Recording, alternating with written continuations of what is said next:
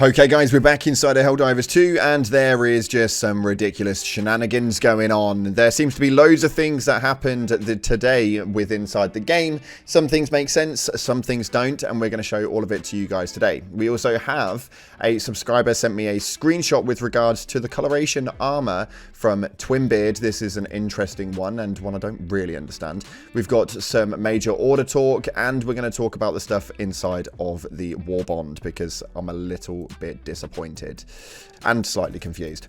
So nonetheless, if you haven't already, smash that beautiful blue thumbs up and subscribe with post notifications turned on. It'd be greatly appreciated. On top of that, check out our sponsor for today's video, Control Freak, the #1 in controller gaming aiming. Yep, that is right. We made it rhyme. But not only that, if you guys want to get down to the description, click the link and use code CloudPlays at checkout, it'll get you a cheeky 12% discount. And yes, that's much better than 10, we're aware. Anywho, let's dive on into the news today. So, just after we uploaded, we actually saw a tweet go up from the Helldivers Twitter page stating the Super Destroyer fleet upgrade. In response to increased enemy threat, Helldivers are now authorized to requisition level 4 modules for all Super Destroyer items. Now, these items obviously do require the super samples, so you will need to get some of those. They will obviously have 10 to 20, or give or take 5 to 10 per one, so make sure you've got a load of those. Me right now, I have 0, so I am going to be farming my life off, but nonetheless, the biggest one for them is going to be the rare samples, so you guys are going to want to be farming from levels 5 to maybe 7 just to get those rare samples that run through so you can get the upgrades in there. Now, the upgrades themselves, some of them are okay. They've made it so that resupply boxes, refill weapons, stuff like that, and the orbital HE barrage spread reduced by 15%. I probably wouldn't focus too much on the one for that one, the atmospheric monitoring. The main reason for that is because they've reduced the spread of it anyway, so the 380 was just never worth using, and if you like narrow it down too much, you're probably not going to get enough spread as it goes, so probably wouldn't focus too much on that. But the XXL weapons bay is going to be one you definitely want, as we're going to add a multiple bomb on your drops by 1. So this one's going to help a lot with your eagles because you're going to have extra stuff to run through before you have to actually utilize the resupply. Big one indeed. We've got more fire damage, which is increased by 25%. I'm hoping that's on top of everything we've had so far.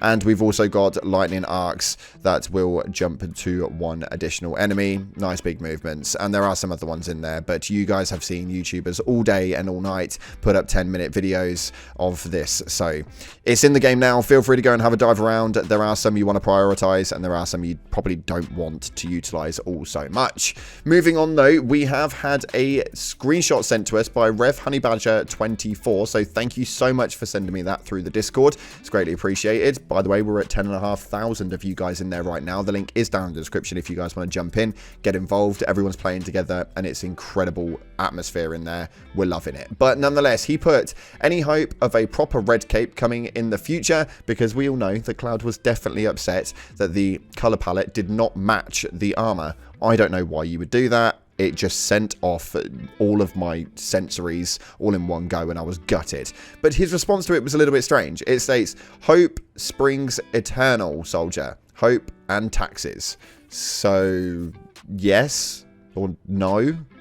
I feel like that was just a bit of a byproduct of an answer, to be completely honest. I don't see that as meaning really anything at all. So realistically, I'm hoping we've got some discoloration points that we can utilize inside of customization and resprays and stuff like that coming into the mix very soon, but we'll have to wait and see.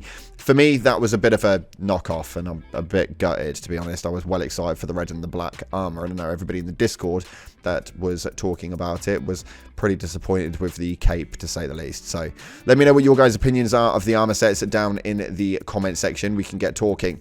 But before we get into the rest of the video, we're going to take a look through the major order. Now, the major order right now is not being passed. We've got 15 hours left remaining, and we have the defense of 2 out of 5 planets. So we're 40% of the way through, and we've got 15 hours. So this one is a complete shock to the system. Definitely not going to work. We were way too spread across, and we weren't able to utilize that one very, very well. So Next major order, hopefully we have a bit more luck, but I'm seeing that there is going to be some repercussions for this one because the defenses are scrambling, and this one is going to be crazy because this invasion is going to be absolutely nuts by the automaton. Now, before we move into the next thing, if you haven't already, make sure you enter into the giveaway. We have got a giveaway going on here in the game right now where we're going to be giving away 3 of the war bonds. That's right, 3 of you guys are going to walk away with a war bond by the end of the week. Nice and simple. All you have to do is go down to the comment section and put a black and a yellow love heart for all Helldivers alike. Let's show some love because it's been a little while since we've done it.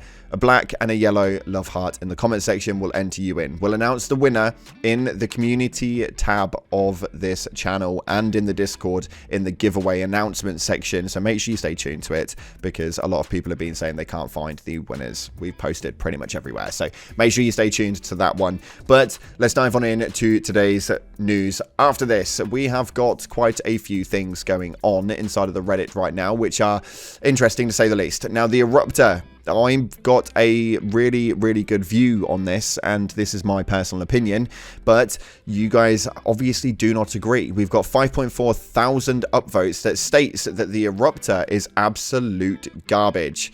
Title: the gun sucks. It's so bad, but not bad enough that it needs buffs. So please don't look at it and make any changes. Worst weapon released in a war bond, really.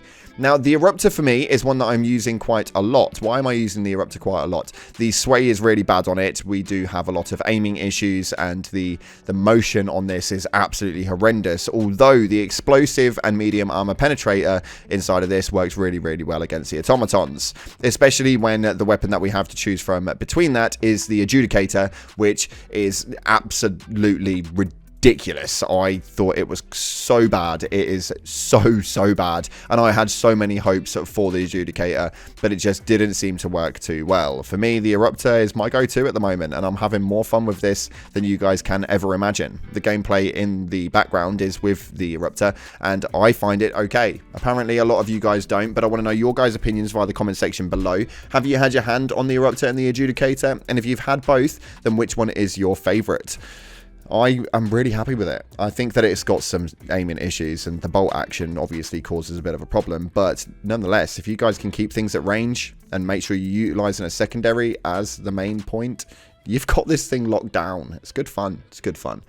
But one thing that isn't going down too well in the community right now is the armor. So the new armor passives are lazy. 2.4 thousand upvotes agreed to it, and one of them isn't even as advertised. So it states right here, I am kind of peed.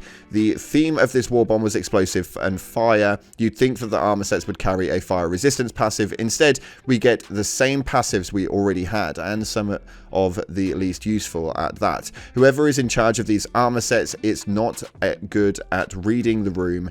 Each pass should be L plus M plus H. That means light and heavy and medium. And then each have the same on theme passive, or just let us pick our own passives on the armor to wear. Now, this was a big one because the community are fuming about this. We obviously had the arc armor sets run through beforehand, and it worked very well. We obviously had the resistance points for that worked in a very good tangible utilization.